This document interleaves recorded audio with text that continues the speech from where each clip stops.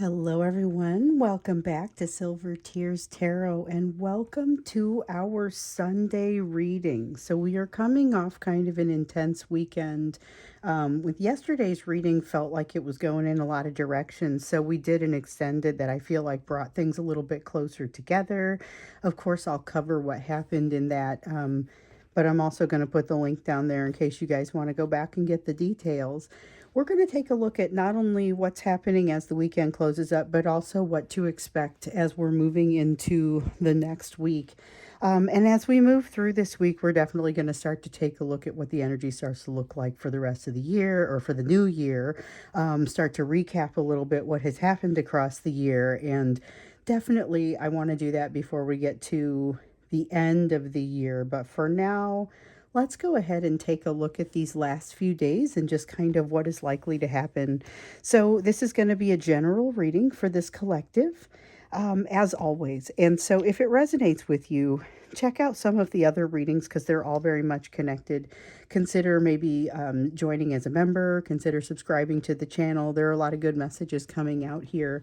I'm going to read for you. It's a mermaid oriented reading. So I've got the Mermaid Tarot over here, and messages from the mermaids is our oracle. I also I feel like the Good Karma Tarot works well with the mermaid deck, so I'm going to go ahead and use these together. And I'm going to start out actually with the Good Karma Tarot. The first thing that we're looking at is the energy of the kind of that energetic and emotional backdrop. So it's the energy of the day, energy of what we're moving into. And so, it's not, this is not about predicting the future. This is about figuring out which way the wind blows, what the energy looks like so that you have some idea of what to take into that future. Because it's going to be heavily impacted by free will. And that's going to be a big piece of what happens. And nobody can predict that piece. So at least we can tell you the environment in which it's operating. And that is honestly the essence of this first question. So we've got the Tower that's come out in the reverse, that resistance to change, resistance to the necessary change. This is consistent with what we saw yesterday, where there was that overall feeling of I want the work done, but I don't want to have to do the work. We see that often. That's a pattern that comes out in these readings fairly often. And one of the ways that it comes out is this, not wanting to do the work that gets you closer to that gets them closer to that place of success. And then all of it, this is the basic energy that's in the background. So you could find it impacting you as well, but I feel like in general, your impact is different. So your response to the energy tends to be different. We've also got the self-destructive energy that has been coming out, honestly, a little bit for both of you. I think that the self-destructive energy on your part is a little bit more focused and specific. We've got a Two of Wands and a Two of Coins coming out for you here. So I was originally going to just get you 3 cards, but 4 wanted to come out. We're going to take them all. So the Two of Wands and the Two of Coins really talk about kind of teetering on the edge of something or not making a call that moves to a new place. So that together they feel a little bit like a Two of Swords in the reverse, which is kind of a, hey, make a decision. You need to make a decision.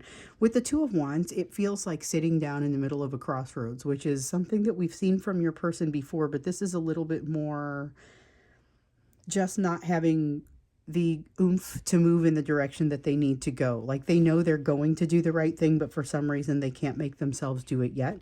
They're still feeling a little bit resistant, still spending some time in that self-destructive behavior, and it is putting them farther and farther out of balance, even making it more difficult to live in the day-to-day. So sometimes we see that temperance level balance, which is kind of like that broad whole life balance.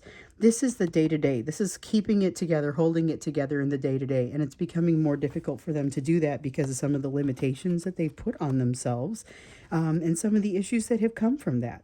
So let's keep looking. Let's get into the Mermaid Tarot now.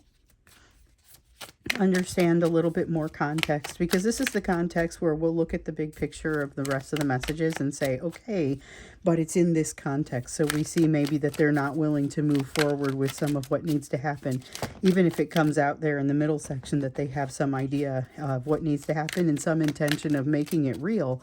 We see that they're coming from a place of currently misdirection, self-misdirection, refusal to make things fall into, they are fighting balance. They are keeping things intentionally out of balance, which again is something that has really popped up for us in the last few readings. We have a Five of Cups, awareness of it, awareness of what they've done wrong, and really kind of feeling like, wow, I messed this up, not being able to sleep very well as a result of it, and this all this emotion that keeps bubbling up. Okay, we keep hearing about emotion bubbling up, and then they do the best they can to deflect it. This says that in their quiet moments, when they're alone, that emotion is able to creep in a little bit. However, the emotion is not specifically pleasant in all cases. Sometimes it's a matter of, I feel a lot of love, but I also feel like I've made a lot of mistakes and I don't know how I'm going to come out of that. And that's definitely a strong part of what they're feeling. So ideally, they're off working on themselves and their lessons in the background, but we see with that self-destructive bent, there's a good chance that there's not as much of that movement in the right direction happening as what they would like to see. That's what we would all like to see. Okay, so we have a Five of Swords, confirming the consternation, the internal battles, but a need to jump into something new. They're feeling almost like they're being pushed into it. They feel a little bit like they're being pushed into something that they don't necessarily want to go into, and they're almost like, I'm going to fail on purpose just to prove a point. Now, I don't know that that's actually what's going to happen. That's an example of something that they might be thinking, but basically it is working against their own best interests, and in a way that I feel like they're aware of that, but they're saying, yeah, but you don't get to decide. So, and I don't think it's you. I think it's a third party or some other party.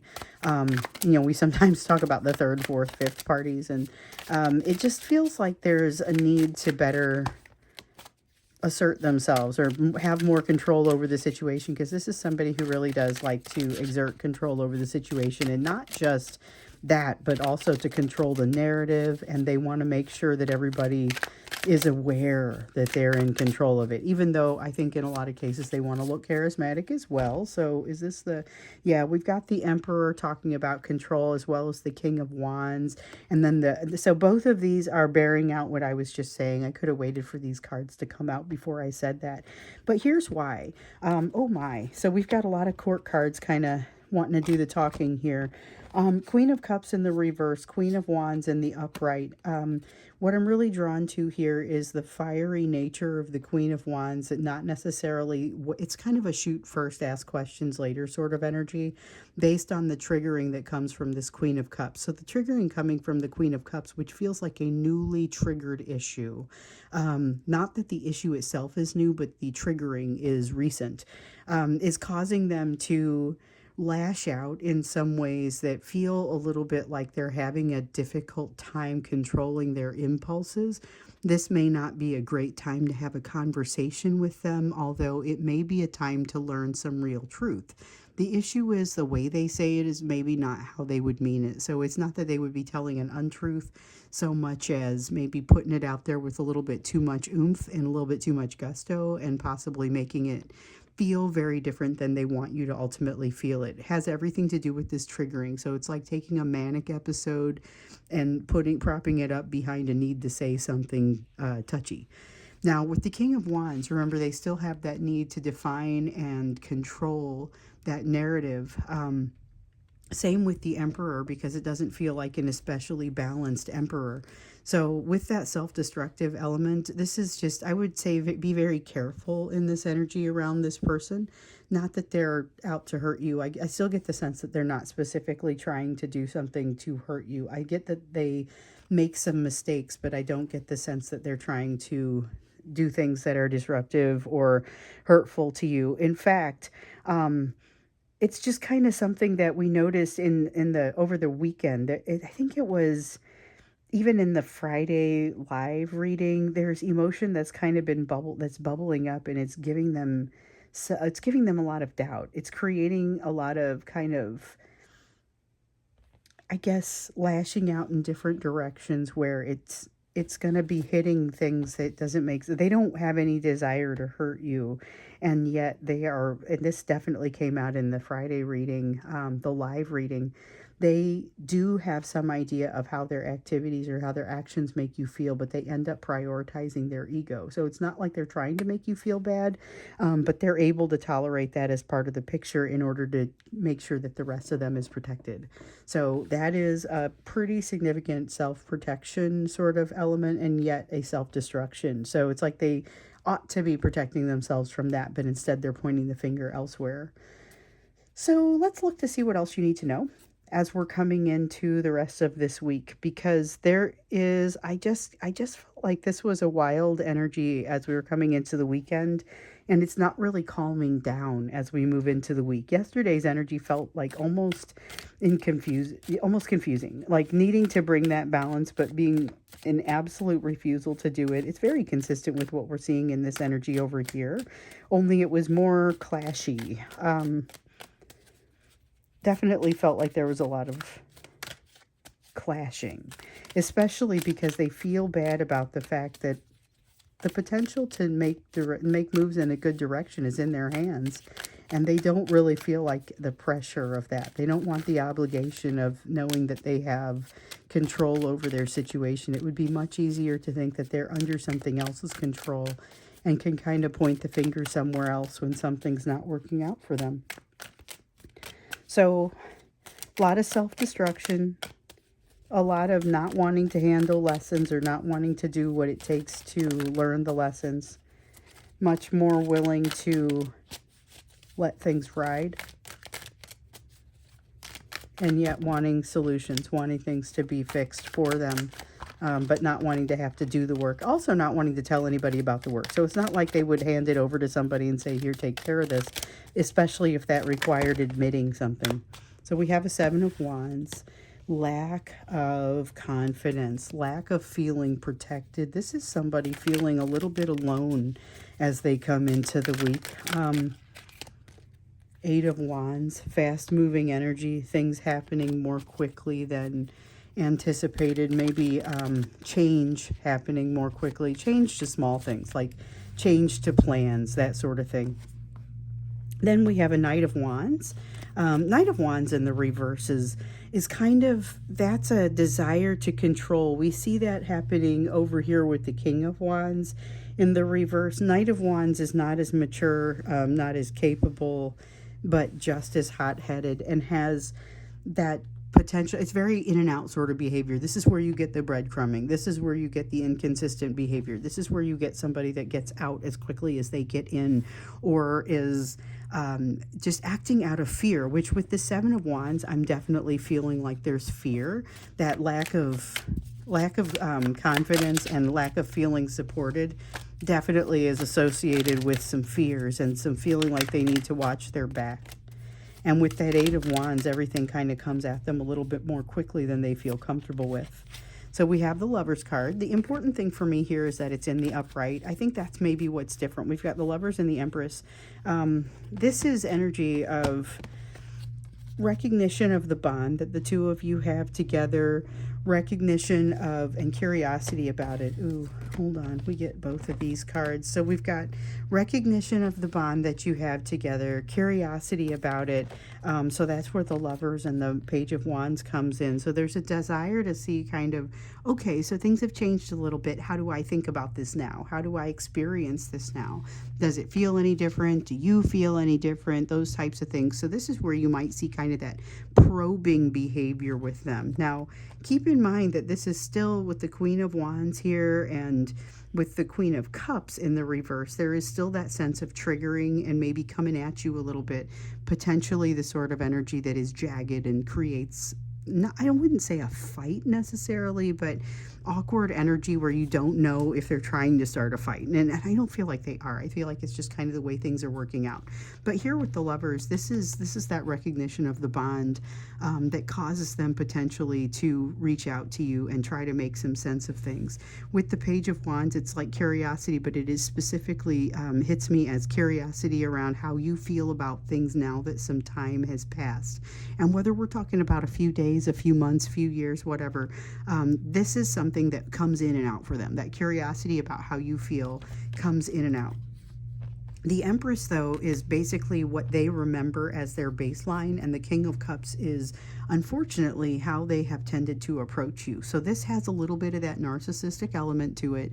It's that pattern that we typically see with a narcissist, but doesn't have to be a narcissist. Could just be somebody with those tendencies, somebody who has some of those same habits, because you'll see those in the greater population, even though those folks wouldn't necessarily be diagnosed as narcissists. And as I've often said in the past, I am definitely not here for the purpose of diagnosing anyone. That's someone else's job. However, I can tell you that these patterns look very familiar. They look very much like that love bombing that comes in at the beginning, where they hit you with something so positive that there's no way you're going to be able to ignore it. And they are testing things out. There is that probing. There's that probing element. I'm curious to see how you're going to receive me. Coming in incredibly charming, but with an emotionally limited sort of feel. Then with the Empress energy, though, this one's interesting. So the Empress energy it speaks really to how they feel about you, how they see you, what is most important. I mean, it's about how they think that they're going to substitute in that lack of confidence with the energy and the strength that you give them. Here we've got this Hanged Man. So again, we see this Hanged Man again. We've seen an awful lot of this card, or some version of this card, in the last couple of days. But what's really happening here is a new perspective coming in little by little that is coloring the impact, or it's impacting the way that that they're going to behave, that they're going to draw up their behavior, the way they're going to think about your behavior. But it's something that requires a little bit of thought, a little bit of working through it in order to get to really what does this mean. And things are continuing to change fast enough that I don't feel like they quite are figuring out what it is that this means right off the bat. Well, let's see, I just shot some cards out there. Looks like it was 2. We have the 4 of Pentacles. It did want to come out. It was like, yes, it came out earlier, and I popped it back in there. And of course, as you guys know, I put these things back in, and I'm always willing to listen to it coming back out, but I wasn't sure that it needed to, because that's the beauty of it. I can put it back, and if it's supposed to come out, it will. So we've got the 4 of Pentacles, and it is letting go of something. What I kind of thought, it felt like it was too good to be true, that they would be letting go of something emotional this week, but I feel like it's a little bit like being forced to let go, or a moment of clarity. With the 6 of Pentacles, that's probably what makes me feel that way, because I don't feel like they have necessarily grown to a place where they've figured everything out and they're able to let go of, let's say, things, perceptions that they have that are creating limitations to the situation. But they are, with the 6 of Pentacles, oftentimes it's more of a 6 of air energy that gives me that sense of clarity, like a 6 of Swords. This is a 6 of Pentacles. So it is definitely the feeling of equal give and take, but it's like it's clarity around that, clarity around understanding how they should be treating you, which is frankly a little bit frustrating for them, because I think with this King of Cups, they have a script that they'd like to follow, and it doesn't involve them slowing down to feel all of the emotion that they end up feeling as they kind of move through this process. So you are likely to see them testing out the waters and then being a little bit surprised at the emotion. So we've seen the emotion coming in, still having that. I feel like they think they can handle it, and then they discover that it's a bit too much for them, a little bit too heavy for them. It is going to bring a new perspective for them, so, or at least part of one. So it's got its benefits, and it's definitely going to create some growth, but it may not be, this is the time when you're able to move forward in the relationship. So we had, in the extended yesterday, it was like there was a lot going on in the energy, and I realized we just needed to have some idea of like what lies between the energy of where they find themselves right now and where they need to be. Same question for you, and then what's between you and your union. And so that is what yesterday's extended was. And like I said, I'm going to put the link down there, because I feel like after a lot of information coming out that felt like it was good information, but it was disjointed, this helped to kind of bring everything together. Here's the type of healing that your person needs to go through before they're going to be ready to reconcile. This is the reconciliation that takes place inside them. Then we did, what does that look like on your side? And what we discovered was a lot of it you're already in the process of doing. So you're already on that bridge. Keep going. You're doing many of the right things. Then we looked at, what does it mean for the two of you? So where does that come together, and what does reconciliation between you look like? We also had the reiteration of a theme that we've seen in the past, which told us essentially all of the work doesn't have to be done on the individual sides in order for that reconciliation to begin between the two of you. Now, it'll certainly have to happen to some degree, but it doesn't have to be completely done before you're able to start working together. So here we have that high priestess that was wanting to come out, and then we do get the Four of Cups. There's a sense of disappointment concept that we saw in, again, yesterday's reading. Four of Cups, Four of Water came out of a couple of decks, I believe, or at least came out a couple of times. Definitely the feeling of disappointment. Actually, I think it was both. Came out of the Psychic Tarot twice and then came out of the other deck as well. This is about disappointment, but it's more disappointment in themselves, and it's like they're feeling it in real time as they're doing, they're making the mistakes. As they're realizing that they need to cut and run. Not to say they don't cut and run, but they see that they're doing it. They see that they're holding on to secrets unnecessarily. But in this energy, I think what's really sticking out to me is probably the fact that they want to test these waters, and that you may start to see the beginning of another one of the cycles. So in many of your cases, you experience these cycles that, as I mentioned, are not unlike the narcissist cycle. It starts with the love bombing and it ends with the discard. And they may come back, or they may choose to keep their distance for a while. It depends on when they feel like they need what you have to offer. Here they are feeling curious about you again, and I'm curious to know from our side, what does that mean? So are you coming? Are you coming with this charismatic energy? Are you coming in with this charismatic energy, and even though you know it's disappointing and you're making a disappointing move, you're going to do it anyway? Like, what is that?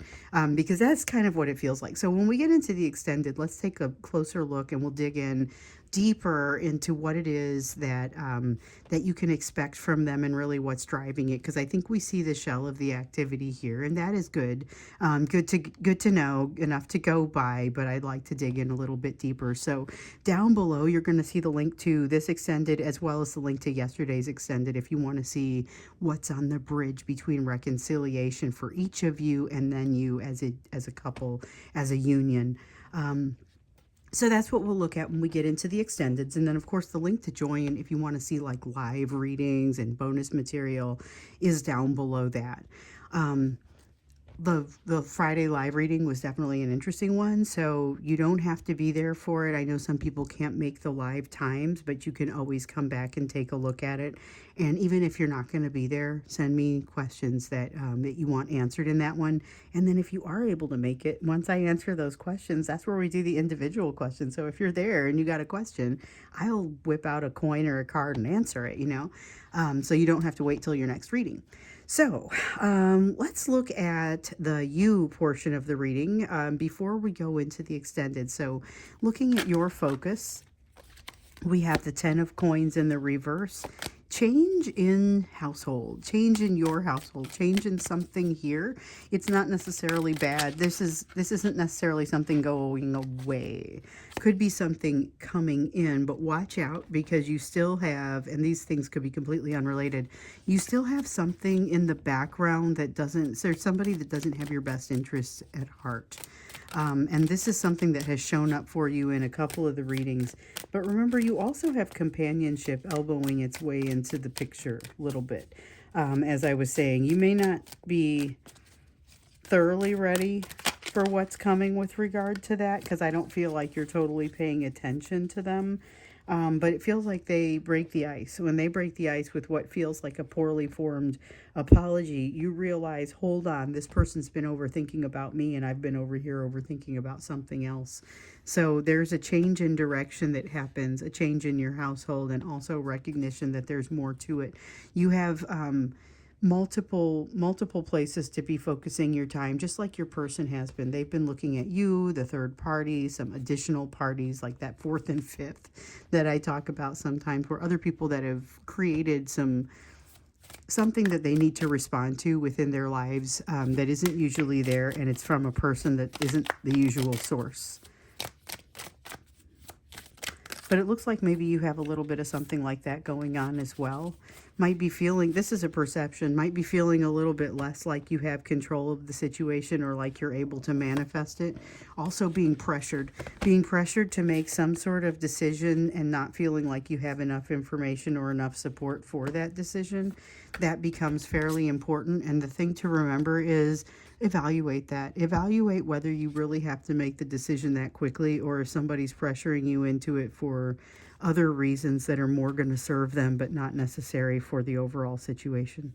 So if that's the case, then you have the ability and the option to challenge and say, do I really need to do this quickly? Do I really need to make a rash decision? Because this is the energy of you not making a rash decision and that being the right thing. No rash decisions. Six of Wands in the reverse. It isn't time for a rash decision. This says that it isn't time for a decision, and that all of this pressure that you're receiving is more or less in the wrong. Okay, let's see what came up first. Yeah, Five of Pentacles.